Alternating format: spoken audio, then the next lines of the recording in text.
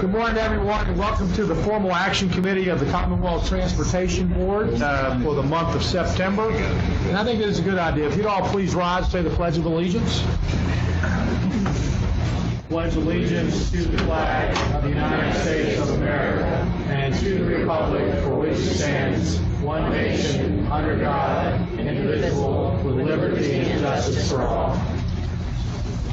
Again, welcome for being here. Yesterday we completed our workshop. Today is the formal action items. One housekeeping issue. I unfortunately have to leave at 10:30. If we are not complete, Mr. Garzinski, the Vice Chair, will continue the meeting. First order of business today is going to be public comment. Let me remind the public that you are limited to 3 minutes and it will be strictly enforced. Please don't think we're being inconsiderate. That is our policy. We do this around the state, and it would be unfair to allow one area to have more time than another. So at 3 minutes, we have a timer, and I will kindly ask you to leave the podium, although we're obviously very interested in what you have to say in that. I would also ask people, we're here to listen, but courteous and polite.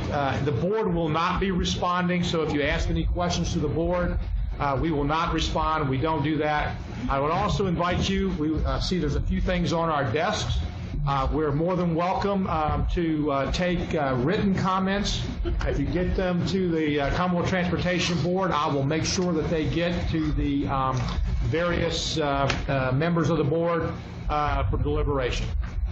So with that being the game plan, our first speaker is Matt Kelly. Mr. Kelly, welcome this morning, sir.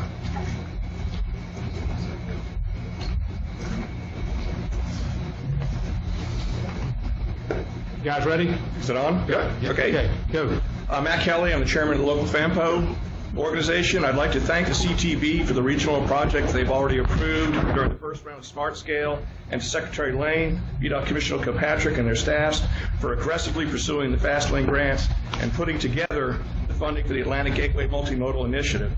The question before us is how to build on this success. FAMPO's priority project in this round of Smart Scale is the northbound I-95 Rappahannock improvements, which we hope the CTB would agree is an integral part of the Atlantic Gateway Initiative. The ultimate success of the Gateway Initiative will require increased capacity on I-95 south of the Rappahannock down to Massaponax and Spotsylvania County. FAMPO is currently working on a project list for these improvements. We look forward to working with VDOT and the CTB to make these improvements to really end gridlock on I-95. To this end, FAMPO also supports the Atlantic Gateways program's effort to expand rail capacity along the corridor. Projects are being put forward by FAMPO and member jurisdictions to increase commuter parking facilities in the region to not only facilitate train usage, but other transit services as well. But as we move forward with increased capital investment in the corridor, we cannot ignore the needed operational costs, especially as they relate to transit.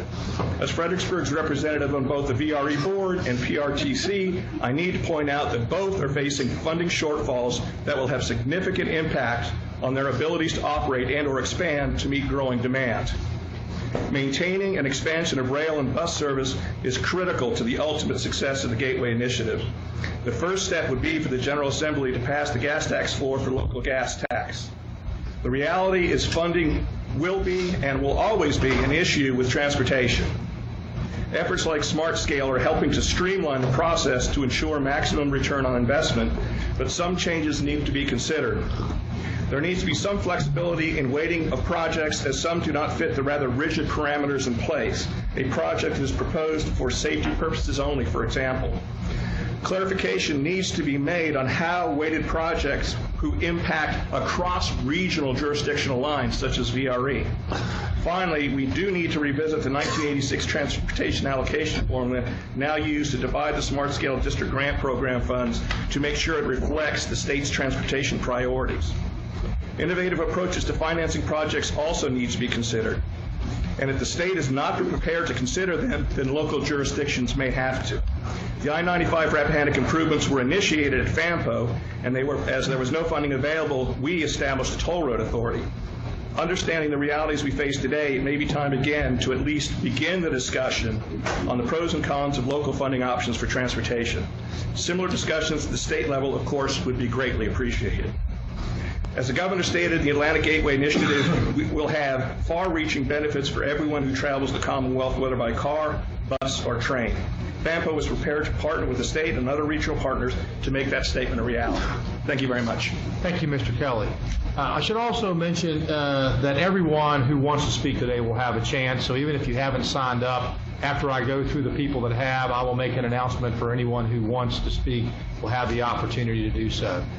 And also, I should say, if I mispronounce your name, it is not intentional, and please correct me when you come to the podium. Next is Mr. James Murray.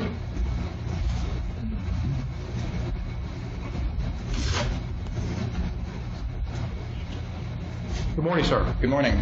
My name is James Murray. I am the Vice Mayor of the town of Ashland, and I'm pleased to stand here with many of the citizens and groups who are affected by the DC to RVA rail proposal, including our partners with Randolph-Macon College.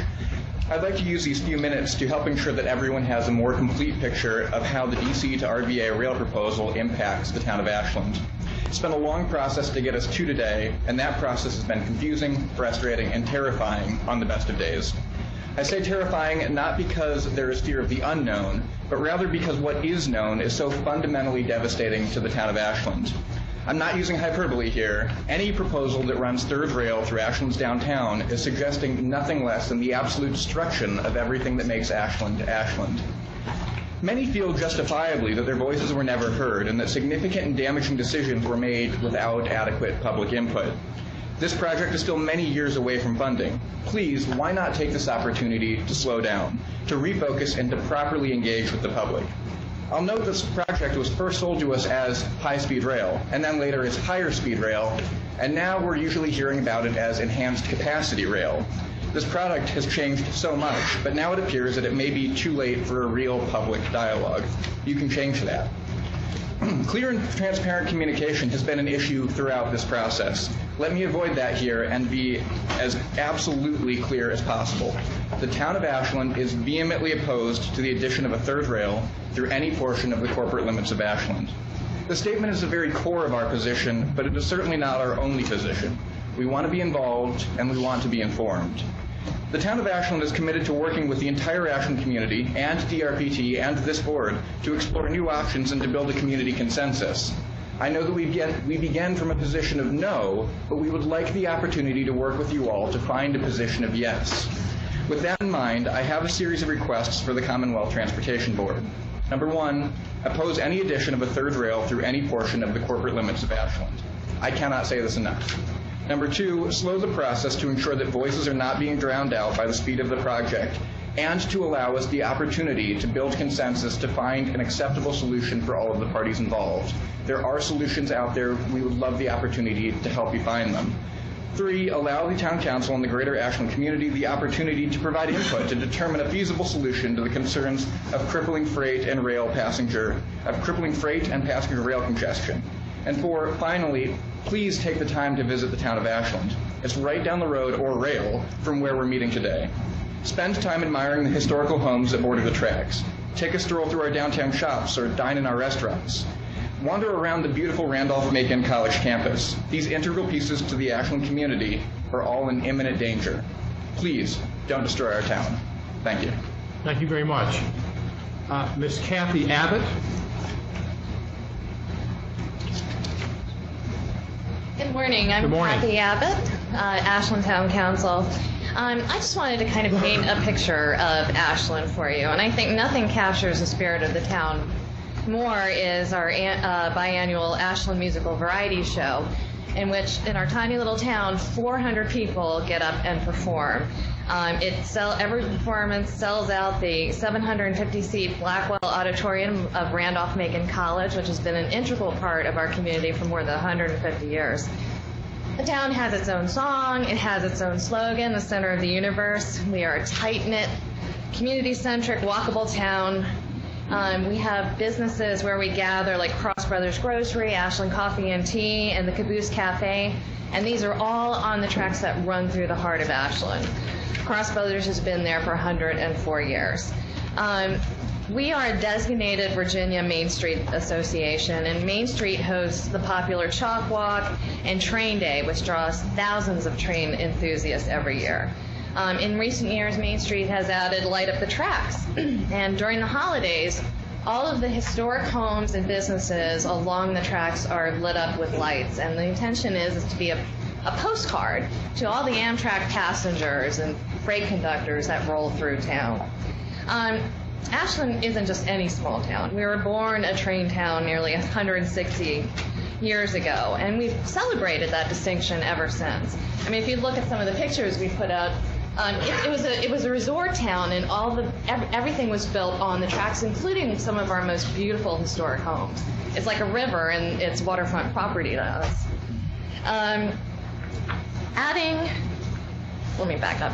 It's mind-boggling to think that the thing that defines us, that makes us special among surviving small towns, is what threatens to destroy us.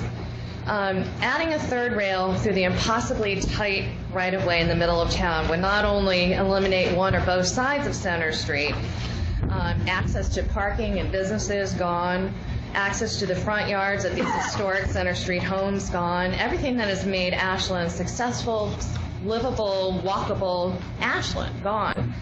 I realize that Ashland may seem like a speed bump in a much larger transportation plan, but I ask that you slow down for it. The town of Ashland is not opposed to higher speed rail. We only ask that the DRPT work with us to come up with a solution. We want to help you. We know our community. We just want a solution that doesn't destroy our town, Randolph-Macon College, or the larger community that calls Ashland home. Thank you very much. Thank you very much. Mr. Bucky Stanley.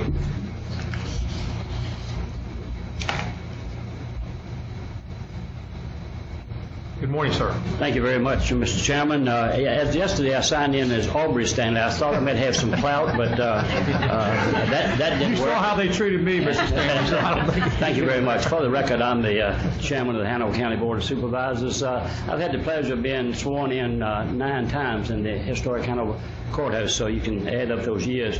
I want to come here in opposition to the western route around Ashland for the bypass. And I want to say that I do support Ashland and that no third rail. I support them too. The towns and counties don't always work together, but right now we're at an all-time high. You can think back about 9/11, how we have Democrats, Republicans that didn't get along, but after that we all came together. So we need to come together on this. We're not here in opposition to high-speed rail either.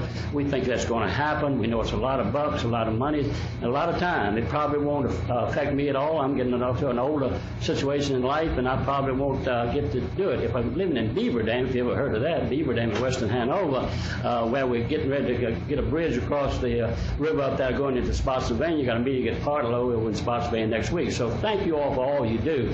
I know this, that I had bypass surgery 8 years ago yesterday, and I'm still alive and running pretty good. And a lady came to my house and she said, "Could I pray with you?" I said, "Absolutely." But that same lady contacted me all the time with letters, and she said, "I know you're going through choppy waters, but you're going to do a good job and hope you stay in it. I know you guys are going through choppy waters. There's so many decisions to make that affects people's lives. I know you're going to do a good job. We just ask that we hold up a little bit, because right here I've got a plan from the Chamber of Commerce in Hanover County that has a different route. I think some different routes that will work. And we need time to work with DRPT. We need that input that we may have. Local governments and citizens have time to do that, and we want to be a part of it. Please let us do that. Thank you for what you do, and there's a lot of issues. I've got all kinds of stats in here about how much property values. There's 69 properties affected by the route that it came up with. The problem I had with the process so far is we had a route on a map that says this is where the plan goes through for the high-speed rail in western Hanover. And I said, well, okay, we don't really like that. In a matter of a few weeks, the RPT came back with a different route, which affected a lot more people. We had a meeting at Patrick Henry High School in Hanover with 600 people in opposition, and they're calling me every day, so please help me. Thank you, sir. And please, if you'd like to give those comments, those statistics, get them to us, and I'll pass them out. Mr. Preston Bryant. Good morning, sir. Good morning, Mr. Chairman, members of the board. I am Preston Bryant, and I am a trustee at Randolph-Macon College. I have passed out my more extensive remarks to you, and stapled to the back of those remarks are DRPT-generated graphics for your review. President Lindgren is in New York this morning, and otherwise he'd be here as well. The college is 187 years old. We are situated entirely within the town limits of Ashland. It's a small, densely compact, 120-acre campus. 120 acres is not large. There's an extensive master plan that has been incorporated duly into the town's comprehensive plan. In early June, the college, the president was invited by DRPT to a planning discussion. But at that meeting, we were presented those graphics that I stapled that showed a massive 850-foot long platform, 3 football fields long, a train station, and a Staples Mill type commuter parking lot, all on our campus, our small, densely populated, compact campus.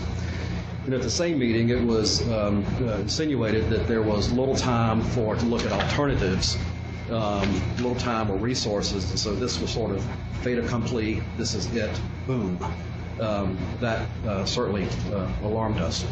Since then, there has been not a lot of information, not a lot of discussion. However, there has been generated 13,000 comments in opposition to rail infrastructure on the college campus. Those comments have been directed to both local and state folks.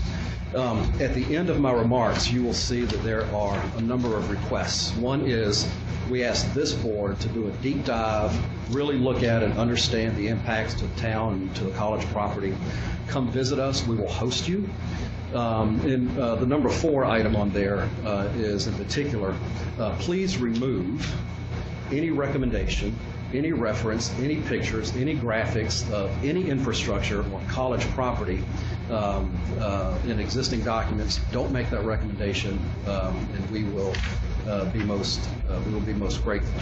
It's my understanding that there may be a ratcheting down of some of that language going forward, but we would very much appreciate that. And we invite you to Ashland. Thank you, sir. Thank you very much. Mr. Dan Sutton. Good morning, sir. Good morning. My name is Ian Sutton. Excuse me, I'm sorry. I couldn't read it. I apologize. My name is Ian Sutton. I'm a professional engineer registered in the state of Texas. I'm also a resident of Ashland. I would like to speak to 2 aspects of the proposed third rail project. The first is to do with codes and engineering standards. The second is to do with safety. With regard to code, the existing tracks were laid down in the years 1843 and 1903, long before there were any codes or standards to do with spacing between the tracks or the space between the tracks and the public highway. These tracks do not come close to meeting modern standards. If a third rail were to be installed, there are 2 options. I don't have time to go into detail, but I've written a report to which you're welcome to a copy. Please provide us one. All right. Either option would cause massive destruction of existing property on Center Street, many of it Civil War vintage. At this point, I would like to make a request. My work has not been peer reviewed, and the basis of design documents that I've used have limitations. I request that interested citizens, such as myself, be provided with an opportunity to work with the engineers at the RPT to understand in detail how they design modern railroad track and what standards are being used for this proposed project. The second aspect of the project that interests me is to do with risk management. Right now we have approximately 62 freight trains passing through town each day. 6% of the cars carry what are called highly hazardous chemicals, chemicals that could explode, burn, or release a toxic gas. They include hydrogen fluoride, liquefied petroleum gas, and molten sulfur. I have worked in the area of process risk management for many years. This is one of the many books I've written on the subject. In my judgment, the current situation is demonstrably unsafe. Adding a third track would definitely put us over a safety threshold. Once more, I'd welcome the opportunity to work with the RPT on their risk analysis program. Thank you for providing me with this opportunity to speak. If I can provide more information, I'll be glad to do so. If you would please, sir, if you'd just let us get your report, and I'd like to have the title of your book, if you would provide it. Yeah, okay, thank you. Miss Nancy, is it Long?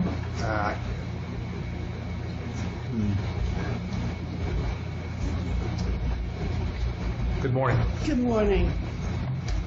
Thank you, Mr. Secretary and the board, for allowing us to speak today. My name is Nancy Long, and I am the Port Royal District Supervisor for Caroline County. I represent Caroline County residents, families, elderly, young couples starting out, all who are going to be impacted by the proposed Fredericksburg Eastern Bypass high-speed rail alignment being considered. And I want to thank you again for this opportunity to make a few points.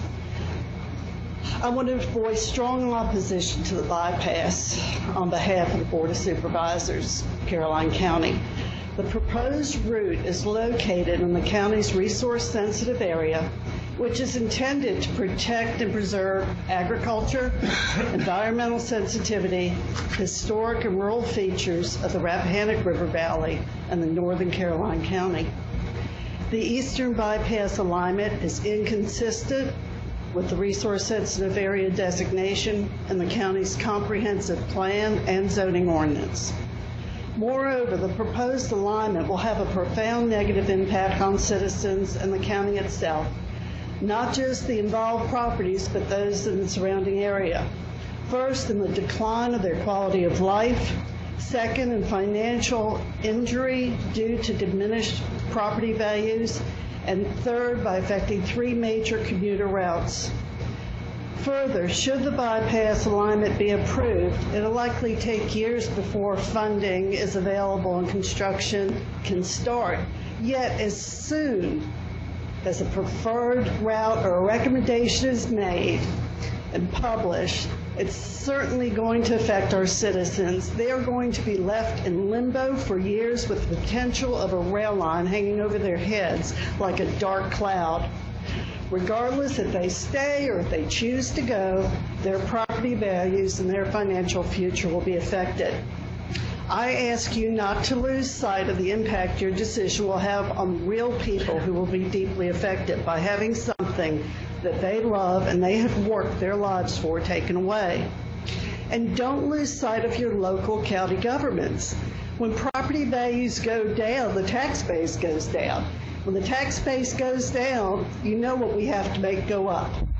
Yet your mission as a transportation board is to stimulate economic growth and get people safely from one point to the other. The Eastern Bypass benefits no one in Caroline County. And it would be also an unnecessary, excessive use of taxpayers' money.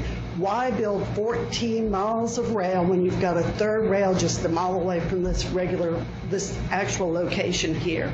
I'd ask you to wrap up, please, Ms. Yes, ma'am. The Caroline County Board of Supervisors is not against the concept of a higher speed rail, which is what this is. However, we strongly believe that a less impactful alternative is available and alternates can be completed successfully. Therefore, we join with Stafford and Spotsylvania in opposing this rail. Also, Mr. Secretary, if you would have someone speak to me later, I had to leave yesterday because of the time constraints of the conflict with another meeting. I heard the question I ask you to please wrap up. Okay? Yes, and I will have Ms. Mitchell see you after, if you would please, Jennifer. Yes. Thank you. Mr. Tom Wolf. Good morning. Good morning. I'm Tom Wolf, Executive Director of the Ashland Main Street Association. Ashland is one of only 27 designated Virginia Main Streets, and we are fully accredited by the National Main Street Center. I'm here to represent the roughly 100 businesses in our Main Street downtown district. We wholeheartedly support the Town of Ashland's resolution that opposes the construction of a third rail through our downtown, which would destroy our downtown physically, visually, economically, culturally, and historically. The project would significantly impact not one, but two National Register historic districts. The whole purpose of the National Main Street Initiative is to drive economic activity back into historic small towns. And that economic activity comes with a compact, vibrant town center, pedestrian-friendly streets, great shopping and dining experiences, walkable communities, celebrated public space, and public life. The addition of a third rail down Center Street would have exactly the opposite impact on Ashland's economic activity. It would split our downtown shopping district in half, making it difficult to get from one store or restaurant to another. It will split the Randolph-Macon College campus in two. It will ruin our recently completed multi-million-dollar streetscape project, one that has received many awards for its environmental design. Half our kids won't be able to walk to school anymore because they live on the wrong side of the tracks from the school, making Ashland less desirable for young families. Hence, it will lower real estate values for businesses and residents. It will create additional traffic congestion in the downtown due to more frequent crossing gate closures. It will jeopardize the future of several historic buildings and businesses therein. Cross Brothers Grocery, the second oldest continuously operating independent grocery store in the nation, would be one of the casualties. More broadly, there are more than 600 businesses within Ashland's corporate limits, including many restaurants and retailers. With a population of only 7,300 people, Ashland businesses can't survive without an influx of visitors each day. Tourism is an extremely important sector of Ashland's economy. With the destruction of our greatest assets, our historic downtown and the beautiful Randolph-Macon campus, our ability to drive tourism in Ashland is greatly diminished. This impacts all of our businesses. We love trains, but more is not better. Adding a third rail through downtown Ashland is analogous to turning our Main Street into a 4-lane limited access highway. Not pedestrian friendly, not picturesque or charming, not attractive to visitors, not good for residents or our businesses. We hope to work with you on alternative solutions. Together, I think we can find safer and less devastating options that will achieve the CTB's desired results. Thank you for your consideration. Thank you, sir, for being here. Mr. Tim Davis.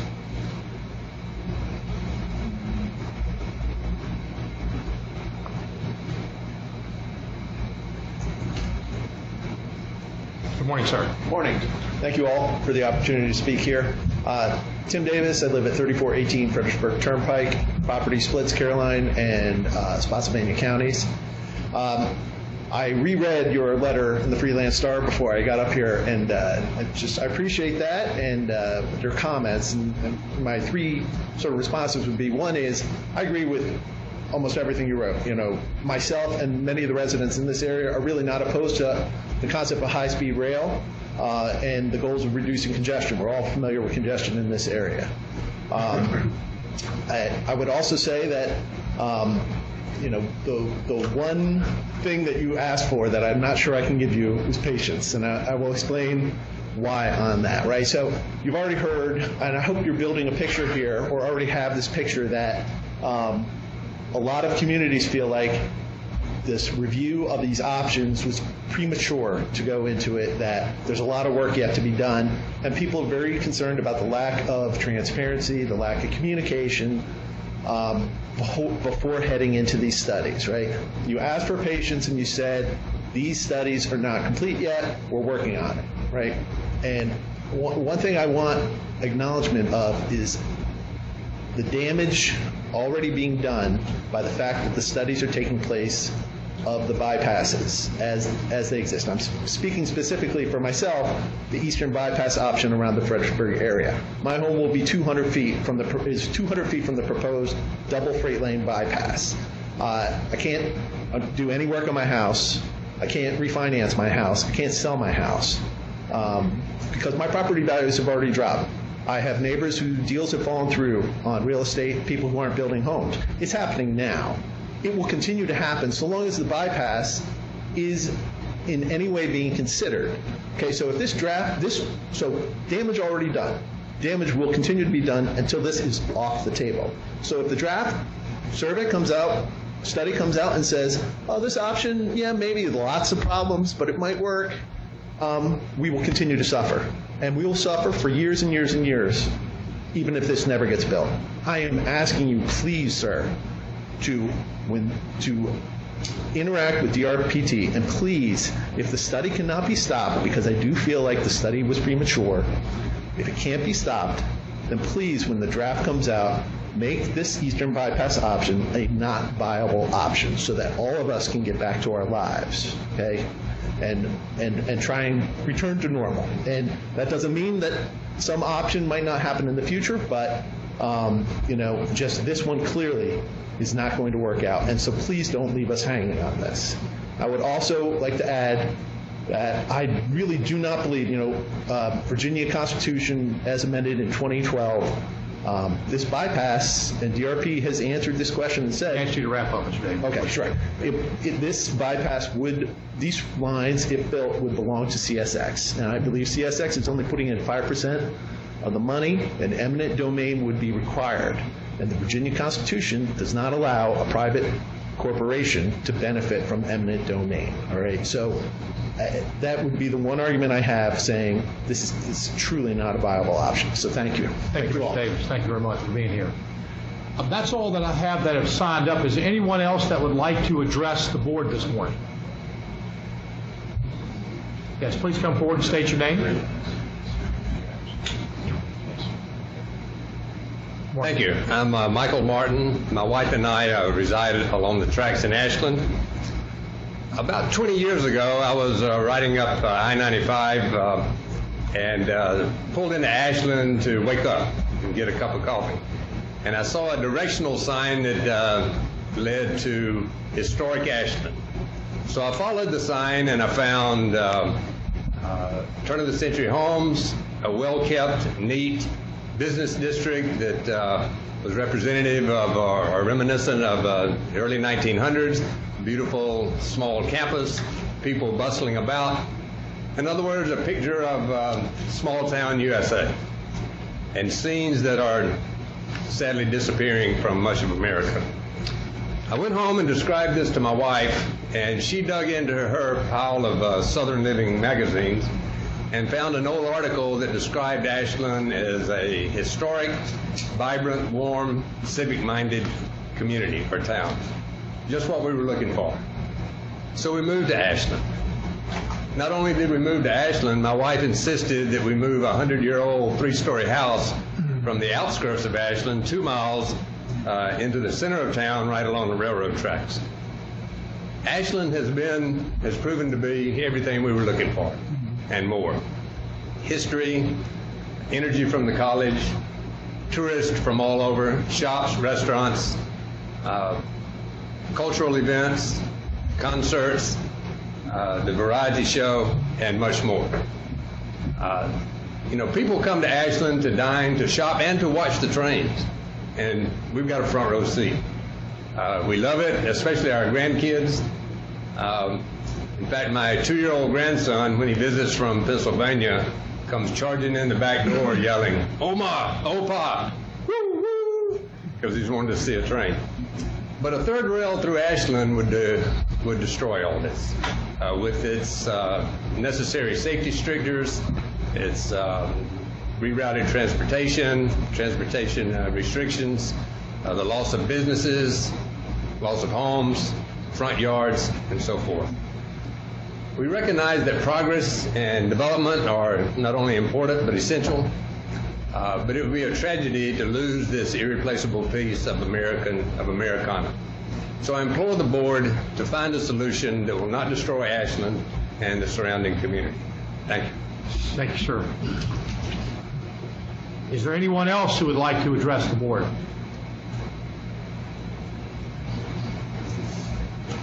Good morning. Hi, good morning. My name is Carrie Carlisle. I am also from the Ashland community. I'm with an organization we formed called Families Under the Rail. You may or may not have heard of us before. We're a nonprofit organization. A lot of people have spoken about the town of Ashland. I live outside the limits of the town of Ashland. I'm in the community, and I'm in what's called the Western Bypass option.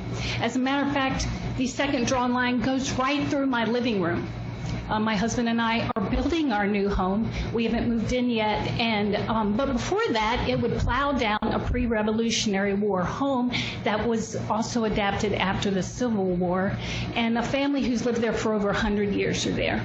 And it would continue on and plow right through a dairy farm, splitting it in half. And I actually went and looked up the word dissect versus bisect, and I think in this instance, dissect would be correct. The dairy farm would be split, a business, and then it would continue on taking homes and then rejoin the tracks. And of course, what we want to accomplish here is efficiency of freight and some passenger service. In all of this, we've been talking about no third rail through town. We don't want the town of Ashland destroyed either. It is a wonderful place to live. Those of us in the community shop there, dine there, go to the post office, go to the library, which also is on the tracks. So I don't know what they would do about the library already, as they know parking is limited in that area. There is a thing we've heard, the third option, called no build. What my understanding is, it would be improvements done to the track, improvements done to the train station, or possibly a new train station. No, we don't want that train station in the college either. I know a location north of town. There's a road that would be perfect for the train station. They could build great sidewalks to the campus and into town, and quality of life, and that's what we're all talking about. That's what we all want. That's why we want higher speed rail and faster freight. Quality of life would not be impacted. So what I'm asking is that the board seriously consider whatever is handed out as a recommendation, seriously consider the no-build option if you have to choose one of the three. If we cannot stop and regroup and choose another alternative, how about the one that's the most efficient but the least impact on quality of life for us all? Thank you. Thank you, ma'am. Anyone else?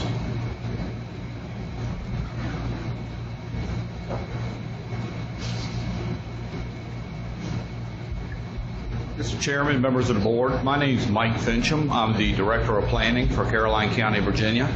I'm here today with Ms. Long and also as a representative of the Board of Supervisors of Caroline County. The board adopted a resolution which actually supported the DC to RVA high-speed rail initiative. We supported that within and along the existing right-of-way alignment for the CSX railway. As Ms. Long indicated, we are opposed to the option that was developed after meeting with county officials for the Eastern Bypass alignment. I think the board's concern, along with the concerns of other boards, is that these options have been developed and county officials have not been involved to the extent they should be in developing the options and evaluating those options. And I think that would be the one additional request, excuse me, from the county would be additional time to sit down and evaluate any options that are developed. Thank you, sir. Thank you, sir. Anyone else? Well, thank you all that have talked this morning. Board members, we are at our dinner last night. We're talking around about some different things, and I think it would be appropriate. The suggestion was made that we would have a tour of the area sometime in early November. So, early November, I think it would be working out. We've got our conference here in about a month, but before our December board meeting, that we take the opportunity. So I would ask Carol Spathis if you would coordinate with Ms. Mitchell and get some times from the board that we might be available. Obviously, more than three of us, or three or more, we have to publicize this public meeting. I think we've had an offer from the college, the town, the county. Let's see if we can coordinate a day where we can meet and get a better view of what's going on here. To the people that spoke, obviously, certainly understand your concerns. We will take those, obviously, into account. Can't promise you we're going to stop the process because a lot of things are tied up in improvements up and down this corridor and commitments the Commonwealth has made. But certainly we'll try to make our best efforts at what is the best option for the area. and I will stress, no predetermined decisions have been made, and understanding the impacts on the people that are impacted by this. So we'll do that, and then we'll, I think you're planning on us, if there's a vote, would be in December? Yeah. Later than that, so sometime after the first of the year. So we'll have a chance again in December to speak about this and keep us involved. And I would also encourage, I know you are, Ms. Mitchell, because you've spoken to me about this, about getting more input with your staff from the people that are impacted here and that. So, okay, I think that concludes the public comment, and so we'll move into our formal action agenda. Unless the board any of the board members have any comments on that course of action. Everybody okay with that? Mr. Chairman, I want to echo your remarks, but also had some constructive comments yesterday from people in this area who would like to be engaged in finding a solution. We've heard from them about the resolutions opposing the alternatives, not the concept of the alternatives, but they are willing to meet with us to come up with some solutions and not just say no, but come up with something positive. So I would encourage you to look around this area too, and engage with Caroline County and others in finding those solutions. Absolutely. Thank you. Mr. Chairman, Ms. Mitchell, is one of the, because I'm on the rail subcommittee, is one of the options closing the tracks through Ashland and build all three of them around the bypass? Sounds like this is an incompatible use. No. Yeah. Okay. Yes. Ms. Mitchell was having a little bit of pain this morning. So. No, it's not one of the options that we consider, but we could go through at our next meeting some more detail about the different alternatives that have been evaluated. I would remind again all of us and those in the audience, these tracks are owned by CSX Railroad. They're governed by federal statutes. Some of the things mentioned, the federal statutes trump. And so at the end of the day, it will be our FRA making the final decision. I can't emphasize that enough. Our recommendation will be considered, and I'm sure it will carry hefty weight. But at the end of the day, FRA, that federal authority, will be making the decision on what, if any, things are done on the existing tracks or bypasses. And that's it. Mr. Secretary, Ms. Fallon. Just speak to Mr. Fallon that, it came across in the Rail Committee yesterday, because I know that Ms. Mitchell's having a little difficulty this morning, that the town of Ashland is a rail town. I mean, they love the rail service that they have. I think it's a matter of how do we build the capacity in a way that I think has more ownership and understanding of how rail and that third rail or any enhancements would actually affect the communities there. So I think it's more of a collaborative effort they're looking for. I would agree. Mr. Whitworth? In following up with that, my question is, and we can discuss it later, but there seems to be an implication that there has not been collaboration with communities or discussions or looking for. Has that been, or has that not been? Let me answer, and I'll let Ms. Mitchell, but in fairness, DRPT has followed the route and actually the plan more than what is required under the law. I'm not saying that's enough. So in their particular, there are federal guidelines that if they get outside of those, then that violates the entire NEPA process. So that doesn't mean we can't do more, and I heard that this morning, and we'll do more. But in their defense, whenever you're impacted, and I've been impacted also, you never think you have enough input. And I'm not suggesting we do have enough input here. But in trying to be objective about this, I am very comfortable they have done more than is what required under the federal. That's why I would ask the board we can even get more input in that. So this is not unusual, whether it's been Interstate 66, the water crossing issue at Hampton Roads. Those people that are impacted have a different view, and I'm not saying it's not the correct view. We should reach out more than what may have been the practice that we do on all these things. Just being honest with you. That doesn't mean that we can't reach out for more. That's why I'm suggesting we go to do more and see if we can help the department in reaching some type of consensus. Yeah, and I know that was one of the reasons that when Emily was presenting yesterday, I know she went through some of the public outreach summary as well. We have been working with the administrative offices within many of the towns, and keep in mind again, it is a 123-mile corridor, so it's a lot, many communities. But since we have tried to ramp up our outreach and working with a lot of the affected stakeholders over the past 4 to 6 months as well. So, but I do recognize there's always more that we could be doing. And there's an obligation and a commitment to we will do more. I will point out, though, that she has, under the direction of the federal guidelines, only a certain amount of months or the funds are no longer valid. So the federal authorities require, they're paying for a lot of the study, require certain milestones to be hit, or the Commonwealth will be in violation of those guidelines. I'm not saying they're right or wrong. It's right. I'm just saying it is the process that we're having to work through, and we will continue to see. I think this meeting up there will be helpful in continuing out those outreach efforts. Mr. Chairman, one more clarification. I looked at Mr. Bryant's attachments, the graphics. I think I heard Emily say yesterday we're not going to be so specific with graphics when she proposes a draft or comes back to us with a draft about where specific things go, like infrastructure or train stations, that kind of thing?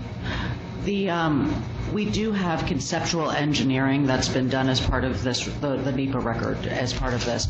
And I don't want to comment on these specific drawings that are here or there, but all I can say is that, as our engineering team has been moving forward and evaluating, again, at a very conceptual level of design, which is really where we're at for this purpose, we have been looking at various alternatives in terms of places to locate facilities and platforms and parking facilities and things like that, and relying on the input that we've been getting from some of our local agency partners that we've been coordinating with as we've been developing those scenarios. The idea, though, is that once we are actually able to narrow down the list of alternatives or narrow down to a preferred alternative, that's when we would actually engage in much more advanced design that would really look more closely at the location of all of those facilities. This is an identification of a corridor. Right. And there is a wide swath, and I understand the apprehension, because if you're involved, if you're in that corridor, you're impacted, as one of the people said. And so I get that. The other side to that is when we get there, to get through this as quickly as possible so that those that are not impacted can get on with their lives too. So it's this pressure to identify it once we have, then to get through it quickly so that those that are impacted can be helped, and those that are not will know they're not impacted. But this is a quarter study, so any lines drawn are just, well, not comforting. That in no way means that's where they're going to end up. It will be somewhere in that quarter, and that's when we go to the next step. But I understand the apprehension, and if I was in that quarter, I'd feel the same way. Thank you. Okay, so that's what we'll do. Ms. Mathis will get that scheduled for sometime in November, and I would encourage all three of the entities, the college, the county, the city, anything you want us to see, anything that if there's preliminary information, we'll take what you've given us today, give it to us, Ms. Mitchell. I would ask you guys prepare a briefing to the board, we get it out in advance, so that the day will really be meaningful, not just going around and looking at buildings. I really want this to be something the board can use for an action. Yeah, absolutely. We'll work to coordinate with Carol on that, and with some of the local stakeholders as well to get that scheduled. So. Okay, let's move on with our action items. The first is the minutes of the previous meeting, July 28th. Is there a motion? Is there a second? Second. Any opposed? All those in favor, please say aye. Aye. Any opposed? Thank you. First up is our maintenance division. Mr. Bronco, there he is. Good morning, sir. Good morning. Mr. Secretary, Commissioner, CTB board members, good morning. I have 3 decision briefings before you today. Decision briefing number 1 from the Lee County Board of Supervisors. commemorative naming of the bridge of Old Route 58, Dr. Thomas Walker Road, over Martins Creek, Lee County, as the private first-class Claude B. Kelly Memorial Bridge. Lee County Board of Supervisors wishes to commemorate the brave services and sacrifices of Private First-Class Claude Pease. VDOT recommends their request. Mr. Stinson, is there a motion?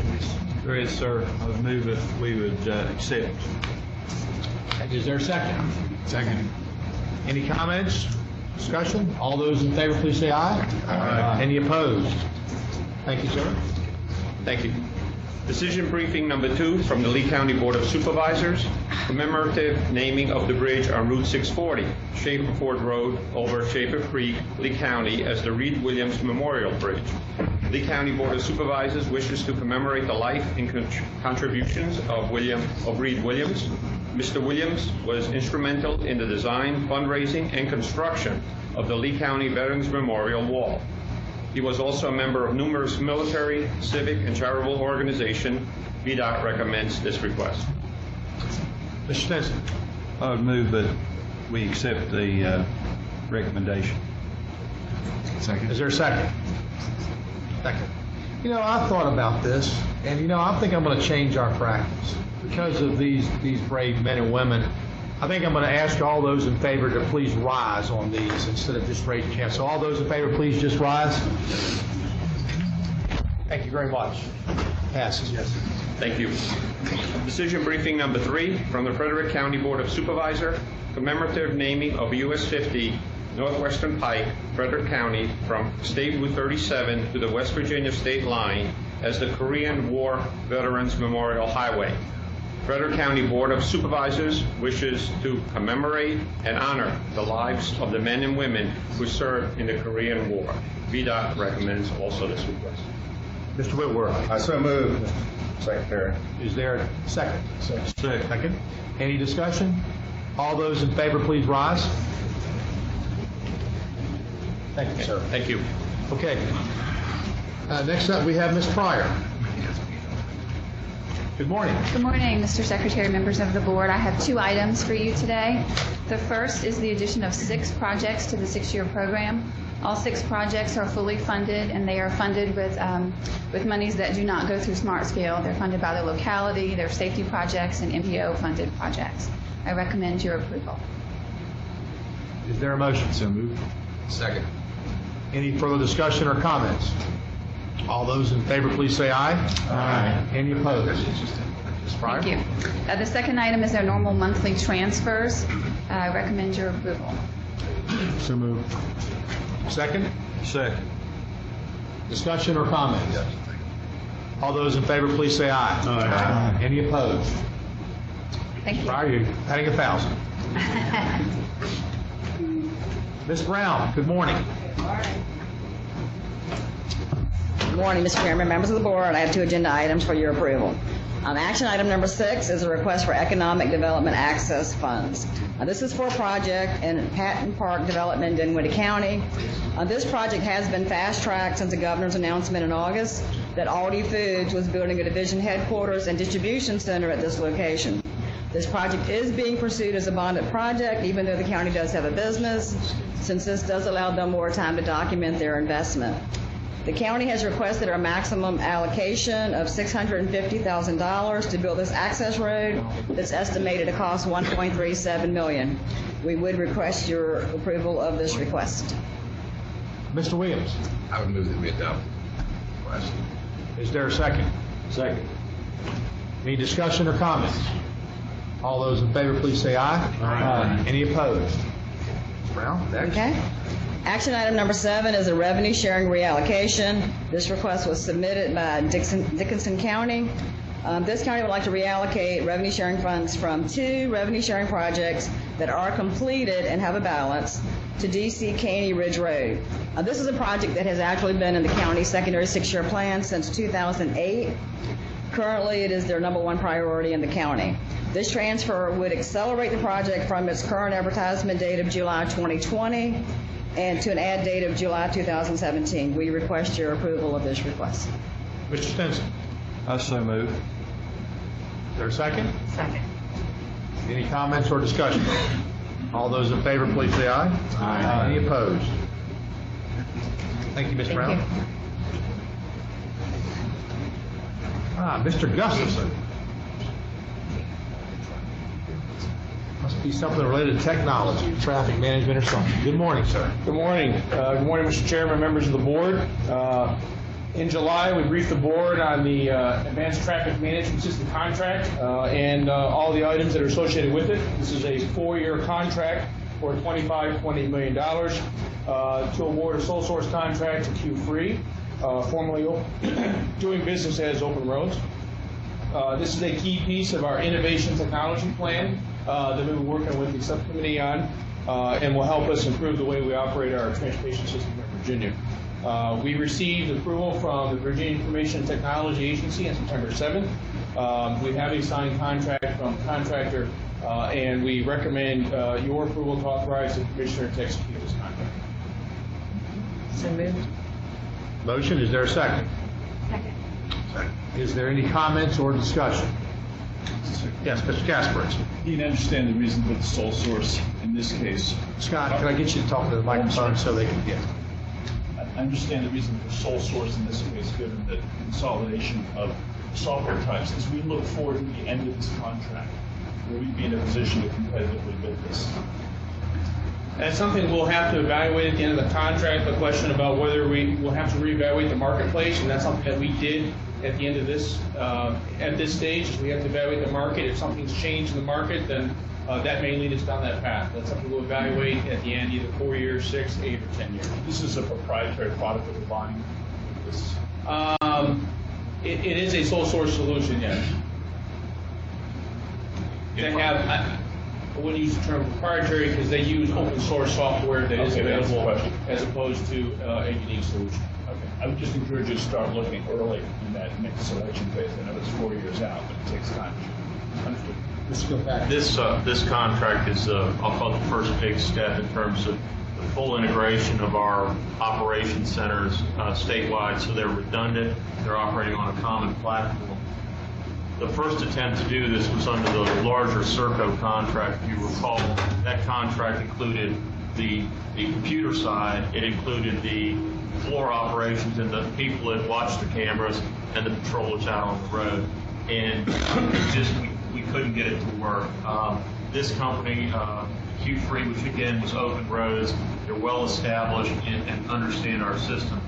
I think that, so this first step of getting the systems as one integrated system that can really work off of each other, 5 years, or I think the term allows for up to 10 years, I'm confident that the technology and the systems will be significantly different. And to your point, I think this will mature, this industry will mature. It's being used not just in the highway, but in other parts of transportation, other areas. I think that it just isn't a mature industry, and there are very few players at this time. But we frankly hope that we get a broader view a few years out, and we're not compelled to carry it all the way to the 10-year mark. Any other comments or discussion? Mr. Secretary, yes, can I just to address the point that I think that you've been very consistent in making sure we're being as competitive and innovative as we can be, but we're having there's a special technology committee meeting coming up in September, and maybe that's a really good place to maybe look at some of those issues. Thank you. Any other comments? All those in favor, please say aye. Aye. Any opposed? Thank you, Mr. Guthrie. Thank you. Mr. Utterback, is he or Rick's going to do it? No, I sent Jim back to Hampton Roads. He's kind of busy. Good morning, Mr. Secretary, members of the board. I have the next 3 items. Item number 9 is a resolution that we were asking for your approval, giving the commissioner authority to enter into a standard project agreement with HR TAC. Involves the widening from 4 to 6 lanes of Interstate 64, from around Interstate 264 to Interstate 464, and the construction of phase 1 of the high-rise bridge. In June, HR TAC authorized $580 million for this project, and in September, they authorized their chairman to enter into this agreement. So we would ask for your approval of the resolution. Mr. Malden. I make a motion to approve. Is there a second? You got a second? Any comments or discussion? All those in favor, please say aye. Aye. Any opposed? Thank you. Mr. Walton. The next two items are limited access breaks. The first one is coming to us from Trip 2 and the Loudoun County Sanitation Authority. They are replacing a sanitation sewer line. They need access to both install and maintain that sewer line through the ramp for the Dulles Greenway. The board back in 1991 approved the location and design features of the Greenway, and at some point in the future the project will become part of the VDOT maintained system. For that reason, we need the board to authorize the break and limited access so that the sanitation sewer line can be installed and maintained by the Loudoun Authority. So we would ask for your approval of that. Ms. Hines, third motion. I would move approval. Second. Second by Mr. Casper. Any comments or discussion? All those in favor, please say aye. Aye. Any opposed? Thank you. The next item is a limited access controlled break at exit 140 on I-81, where the board had previously authorized a break to build a parking ride lot.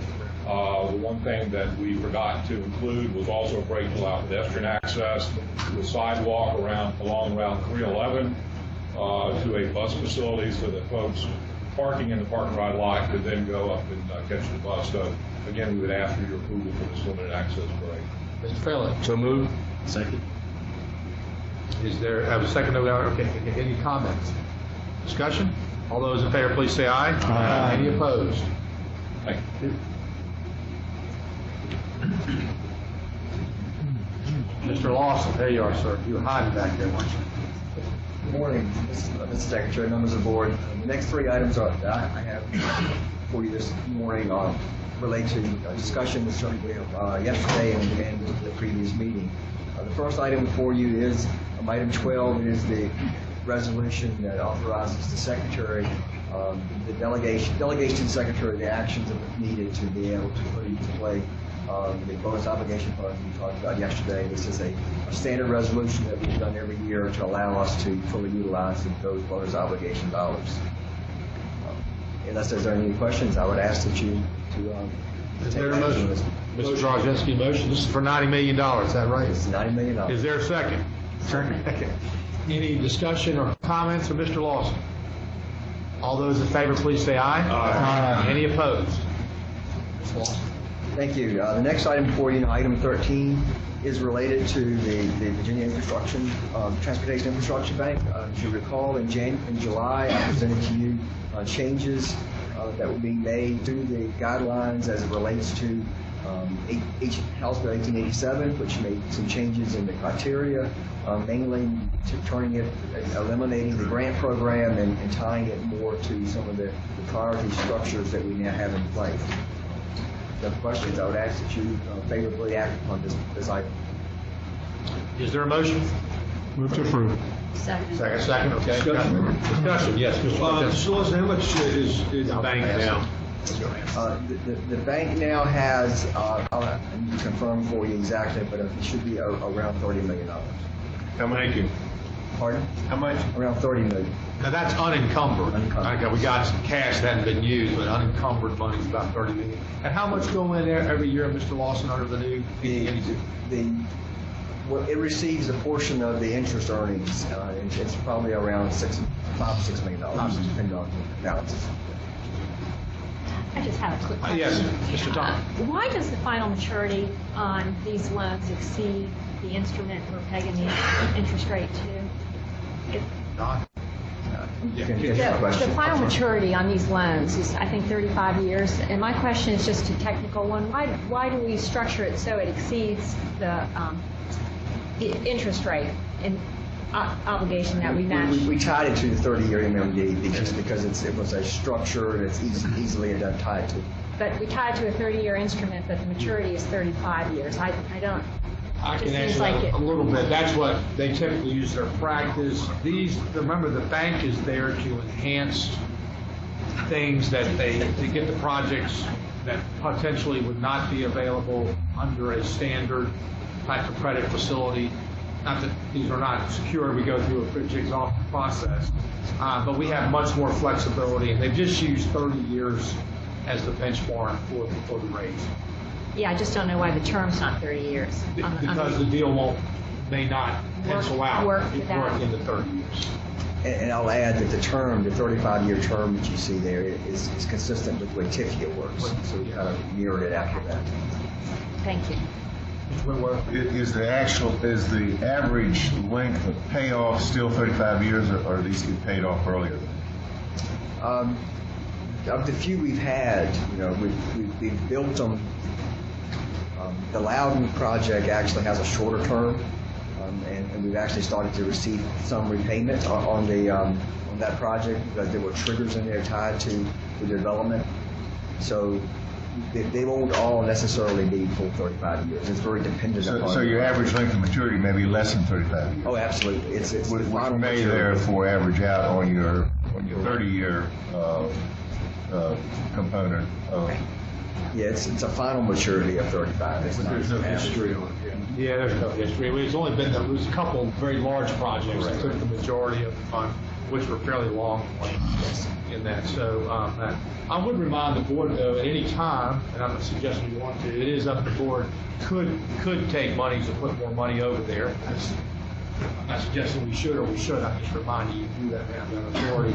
In addition, for us receiving any money from the general fund, if they would like to put money over there. But I just throw that out there. I'm not just making a recommendation, just remind you. Any other comments or discussion? Mr. Rose? A quick question, not about the finances. Can the infrastructure bank be used by regional authorities that are non-transportation authorities, like industrial authorities? I believe the way that it is structured, and I'll have to confirm, basically any political subdivision or component thereof would qualify. But the project has to be transportation nature. Right. Yeah, we've had private entities, right? They've been not directly. They've been involved, but not directly. Almost, I guess. Loudon was one, and Potomac. Yeah, there was a private that was behind them, but we actually made the loan to the. It looks like a private entity can, according to the code, but a little unclear on whether it's an authority other than the transportation. Okay, thank you. Any other comments or discussion? All those in favor, please say aye. Aye. Any opposed? Awesome. And the final action I have for you today, number 14, is for the approval of the garbage sale. I just want to make one clarification.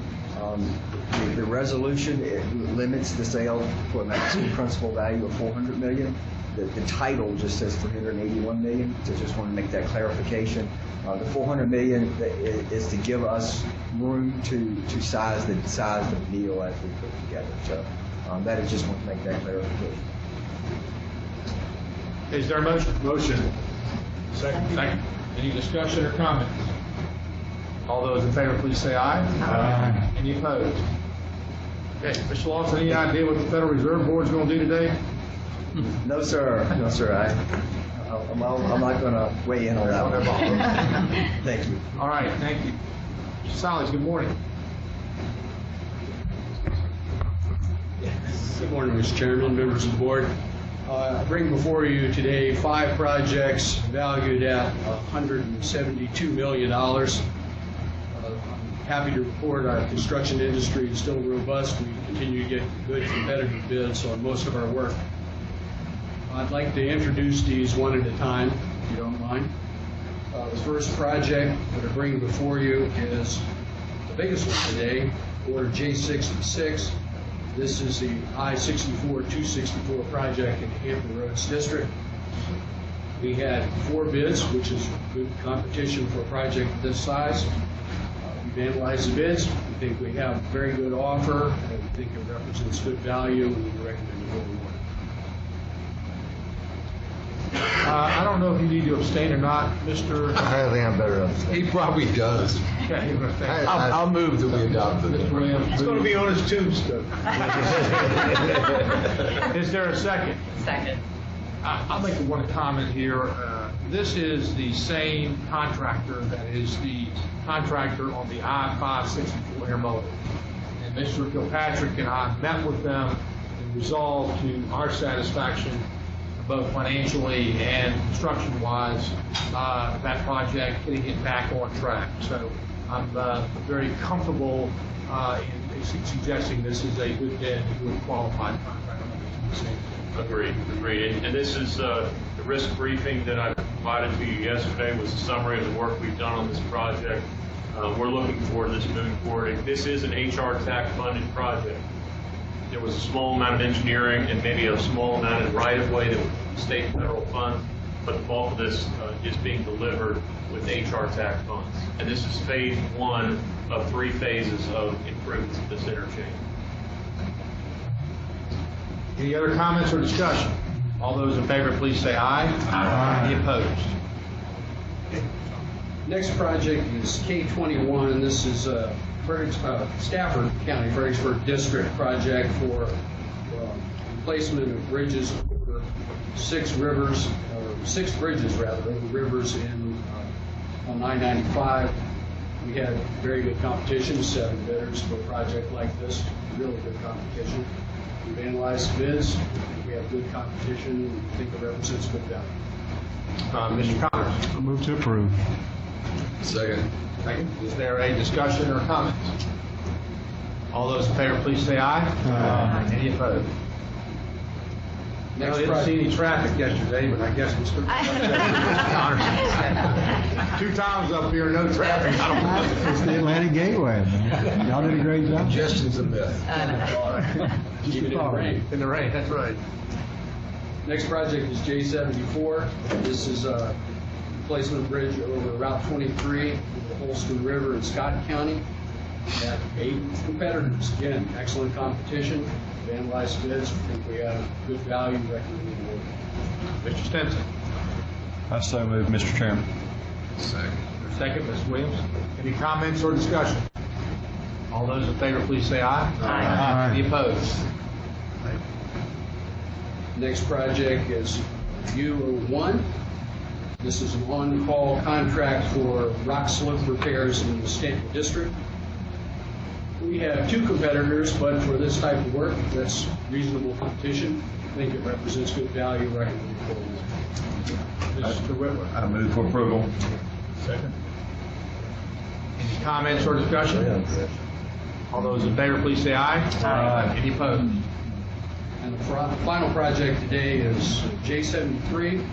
This is for the replacement of the I-81 northbound bridge over the New River. We had very good competition on this. We've analyzed bids. We think it represents good value. Recommended for award. So moved. Second. Any comments or discussion? All those in favor, please say aye. Aye. Any opposed? I would say that every contract we awarded today was under the engineer's estimate. We had a discussion Monday night about That's what, yeah, Mr. Secretary, there's a good level of competition on all of these. It's right. Good to see it. Yeah. Yeah. Okay. Let's see. I guess the next item is any new business. Mr. President. I happen to have 2 items of new business, Mr. Chairman. And move to adjourn. You want to leave now so we can go? I think the motion would be called to question. So I've handed out in your packet, I want to address the 81 lack of congestion issue that we've got in the Salem district, in the Bristol district, in the Stanton district, and I forget where Winchester is. They are all along the course of I-81. And I asked, this is just for the Salem district. This is just major incidents that were enough that they would go in the district administrator's report to the commissioner. And this is just for 2 years. So I wanted to create a couple of highlights here. If you add these up, there would be, in the 204 weeks, 35% chance on 81 in the Salem district that you're going to be subject to a major backup. That's how many days that we've had this, if you divide it by the number of weeks. And we're having trouble, and I know Nick's not here, but we're having trouble because 81 is not scoring as congested. Because the traffic normally flows. It's unreliable is the problem they've got. And we're working on a reliability measure, and I understand that. But one of the things that it seems to me that we could do right away on Interstate 81 is figure out a way to clear accidents quicker. And I've had some discussions with Charlie, but I wanted to just, the code in my mind gives VDOT and the state police a pretty broad measure of immunity. I just want to go through a couple of these on the first page. If you look at the third one down, all 4 lanes of Route 11 were completely closed for 9 hours. Interstate 81 at mile marker 167 near Buchanan. It doesn't say how long the backup was there, but I suspect it was probably 12 to 14 miles based on what I would get. But look at this. The tractor trailer was hauling avocados that had to be unloaded by hand before the road could reopen. And this is a continuing problem in that insurance companies and trucking companies are worried about their cargo. And the cargo may be worth X, but it's causing miles of backups in order to get these cleared. And the next one I just had to point out, on July 8th, before 5 a.m., responders had to catch many of the live turkeys and remove the truck before the lane could be opened. So we got people running around chasing live turkeys, and we've got miles and miles, 7 to 9 miles of backup. And we just need to look at these policies. We need to understand the immunity. We need to understand what the wrecker crews are responsible for, how we select those wrecker crews. The code is fairly specific about that, and we need to understand what sort of regulatory changes we can make, and if there needs to be changes in the law, in our view, what sort of recommendations we might be willing to make to the General Assembly.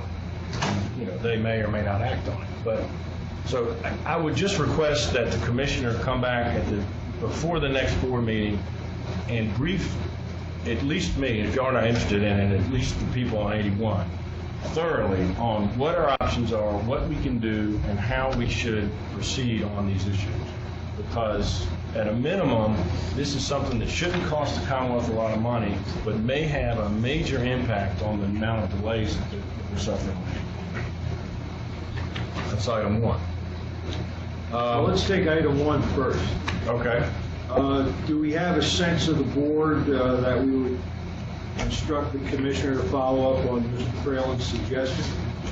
Any comments on that? I do. I agree with Mr. Fraley. I remember we were at a meeting of NVTC when Pierce Homer was Secretary of Transportation, and I think somebody did an analysis in Northern Virginia where 25% of the congestion was due to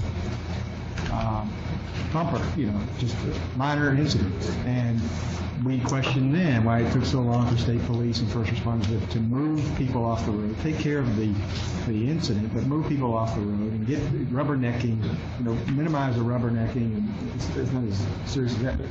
It was a congestion problem due to what Mr. Fraley's talking about. And I don't know what's happened since then, but it seems, and I drive 95 every day just about, see the same thing.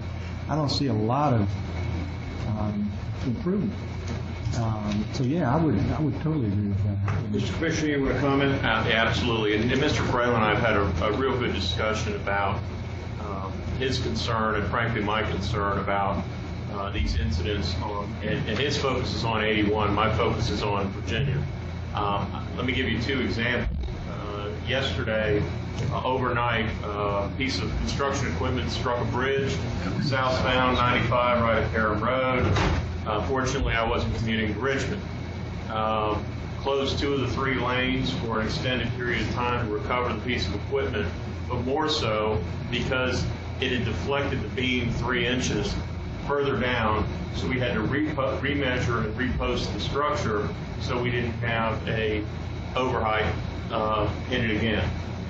Right now, as we speak, southbound on 95, just south of Richmond, vehicle fire overnight, damaged the pavement.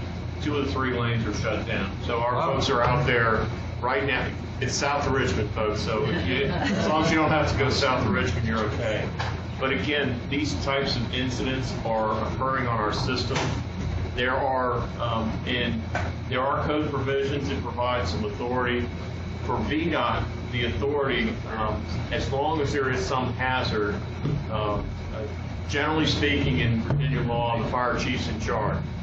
If there's an accident investigation, it is state police, and only once those two basically relinquish do we have the what I'll call the clear authority. That doesn't mean we don't have any authority or responsibility at all, and I've been working directly with the superintendent of state police because I also believe we need to have a clear focus on open capacity first. Well, secure the scene, remove the injured.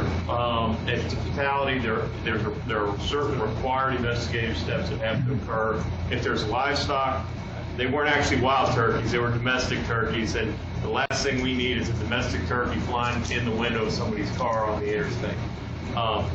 But once those are done, the focus should be on restoring traffic, not on protection of the cargo.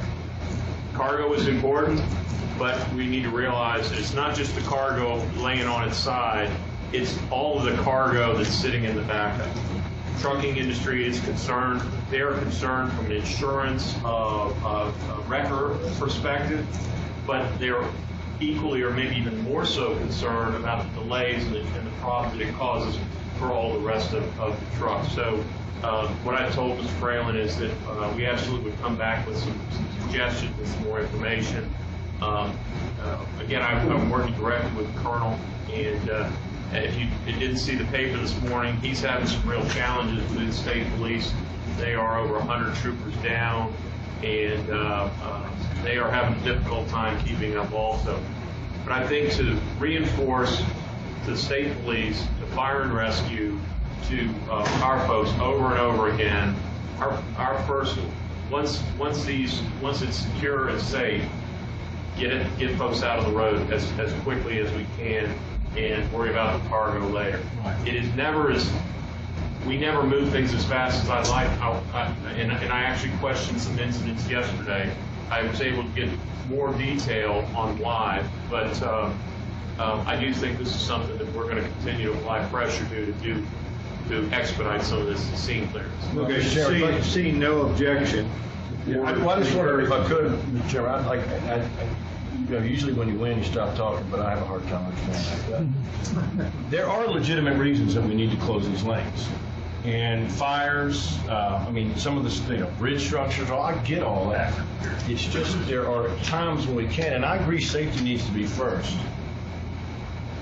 Investigation is another reason they close these lanes. And if there's no fatalities, the reason they're investigating this is for insurance companies to fight out about who's going to pay for it.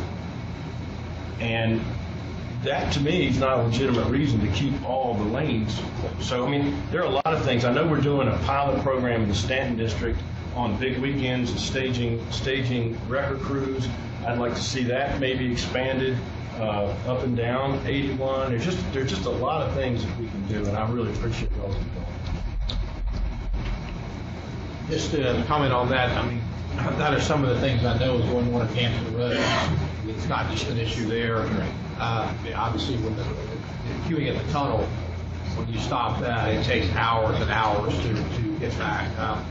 Mr. President, I guess we've adopted. The sense of the board is that we'd like to follow up Mr. Fralin's suggestion on trying to expedite the removal. So is Mr. Cook going to give us a report? Yes, sir. Mr. Chairman, I have one more item of new business, and this is something that Ms. Valentine and I have been talking about, and Mr. Rosen for a little bit of time. We have a real problem with traffic control signals that are limiting the traffic flow through particularly 29 and 460, and probably if you looked at it, 58 as well. These are, for all intents and purposes, the interstate highways for a lot of localities that are not served by the interstate. And over the years, we have, I think we need to look at our traffic regulations.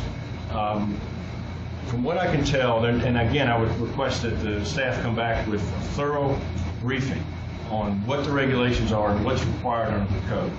because if you look at 24 VAC 30, 73, 20, 60, and 111, we are basically ceding this authority to the district administrators to set up traffic signals as long as they meet certain criteria on these roads. There's also an issue of land use planning. And in my mind, we are reactive to land use planning. We're not proactive. We're not saying, for example, you can plan all you want, but don't plan on getting signal. I mean, I think we need to start taking a pretty hard line on these issues, particularly for those roads. So I would ask the staff to come back and thoroughly brief us about what regulatory authority we have, what statutory authority we would need to, and this is a unique problem to part of the state that probably doesn't apply in a lot of your districts. But for 29, 460, and 58, if we don't clean this up, it's going to choke the economic development. Okay, I just want to make sure, I agree with you, and Mr. Kilpatrick will say a few things. Specifically, in the districts, your district, is that where you're asking us to look at or just those statewide across the road? Statewide, and I think we're going to find that we've got statewide criteria that we apply, but we need special criteria for those U.S. highways. 460, 29, and 58. Exactly. Again, Mr. Freeland and I have spoken last week a little bit about this. Staff has begun an effort led by both Quentin and Chief Engineer looking at what can we do in terms of access management along certain corridors certain routes in Virginia. And we want to be careful. I use the term routes. We started out talking about corridors of statewide significance with a lot of unintended consequences there. But in terms of these rural arterials that connect, especially areas that are not served by interstate, currently today, if a traffic signal is warranted under basically a federal standard, and I won't go to the details,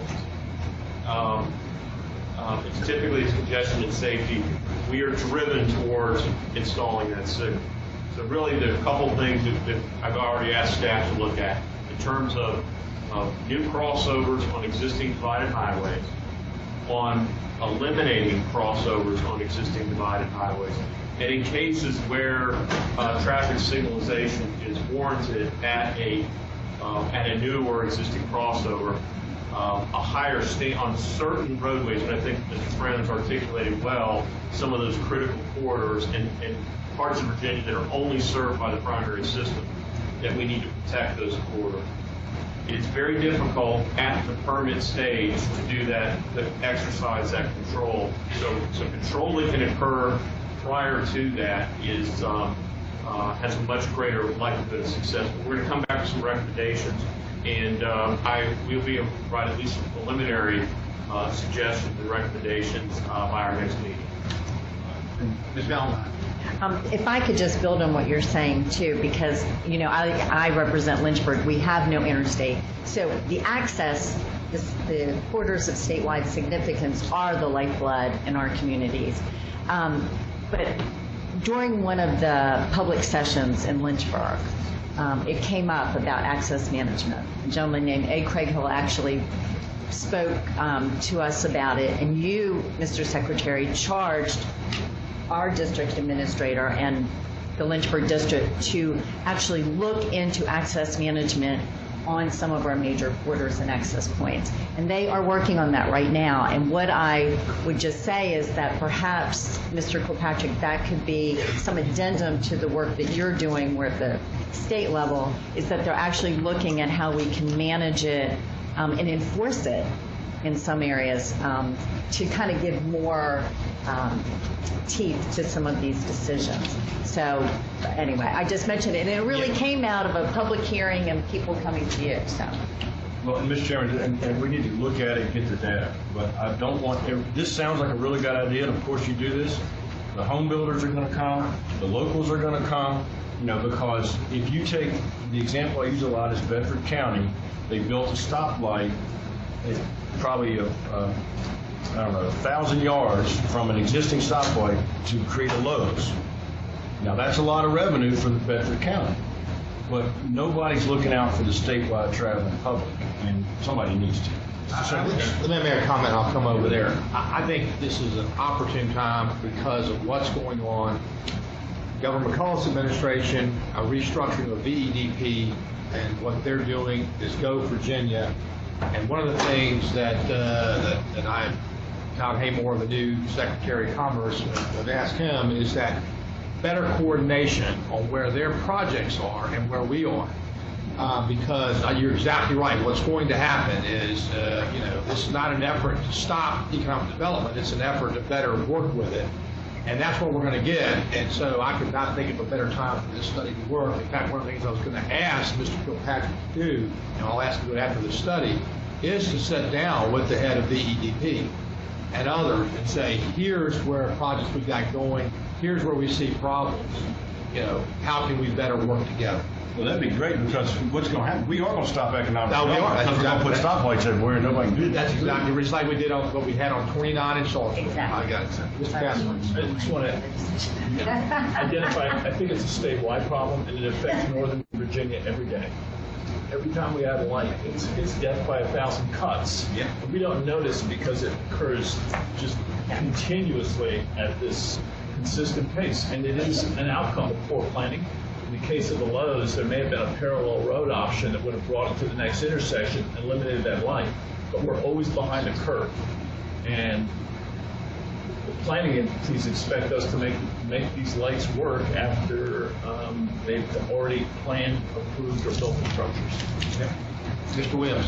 Just to add a peek from the other side, in support of VDOT, Route 10 is a great example. When they're coming through there, not only the county themselves, which is to be applauded, but VDOT also is extraordinarily aggressive. Not about not granting new access, but about consolidating old access, cutting out crossovers. And I mean, they're extremely aggressive to the point that they raise the hire of the landholders a lot because, hey, I've always had that. I want to keep it. Of course they do. They're conscious of it, and I think their goal when they set out to do those improvements to the primary system, their goal is to do it the right way. Doesn't always end up that way.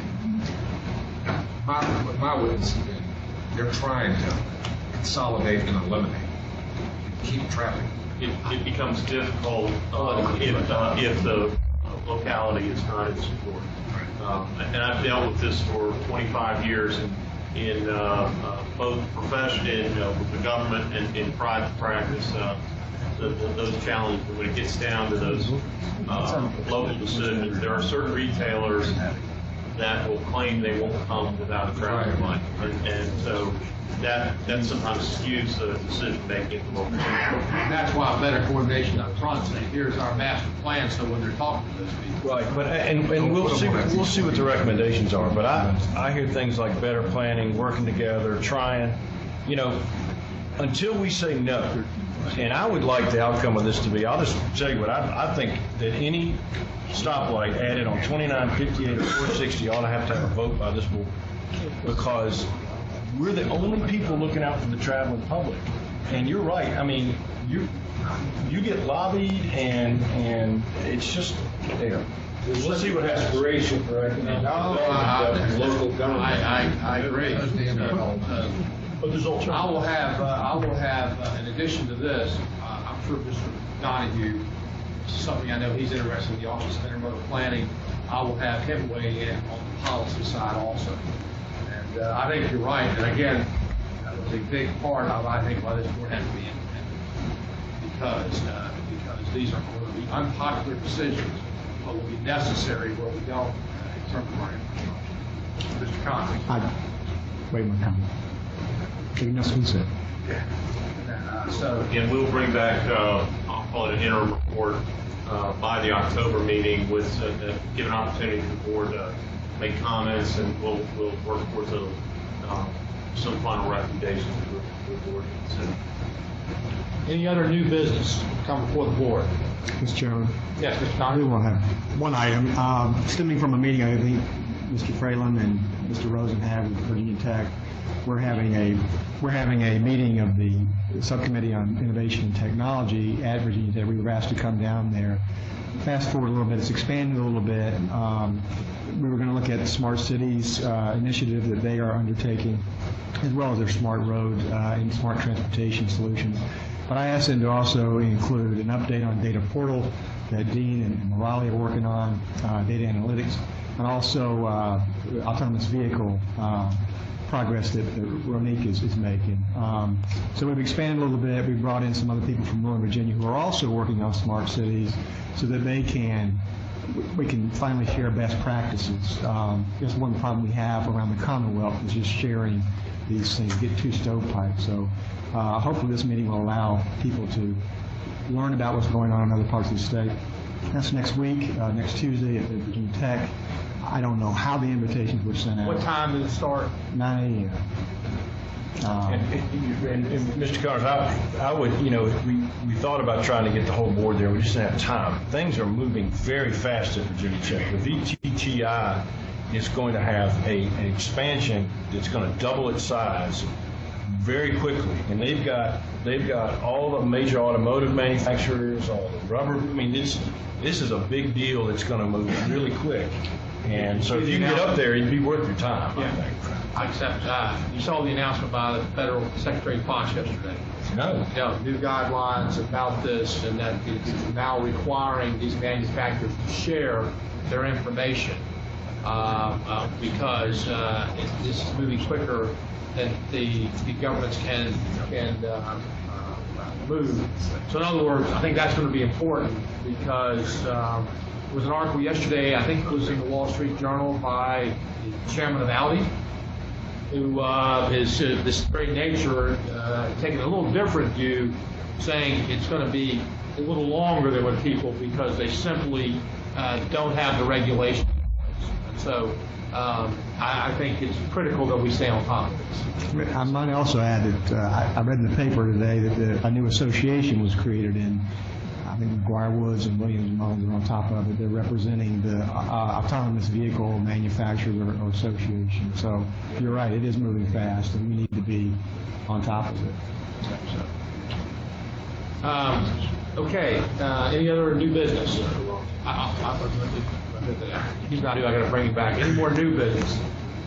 Hey, you thought you were going to get away from Mr. Lawson, but he's got to come back up here. So, Mr. Lawson, back up. Mr. Secretary, Ms. Board, I just wanted to clarify two of the questions that were asked about the VTIP program when I was up earlier. As far as the balance is $45 million. I mentioned we had $30 million, and we've gotten some return back from Loudon as well as earned some interest. So we're currently looking at a $45 million balance. And then the question, Mr. Rosen, that you had asked about the private entity. Private entities are eligible if they are party to an interim or a comprehensive agreement through a P3. Yeah, I thought that's what happened in that one. In an industrial authority, not a transportation authority, that as well. Correct. Okay.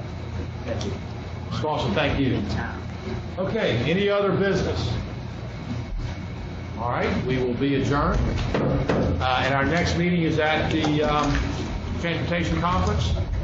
I know we're up there on Monday, but to stay of the week would be great. I know it's hard. That's a hard call. You're not required to, but you're more than welcome to stay that entire time up there. Just letting this Mathis know whatever time you want to stay, she'll take care of accommodation. And Carol, Yeah, we'll put up the dates on the trip up.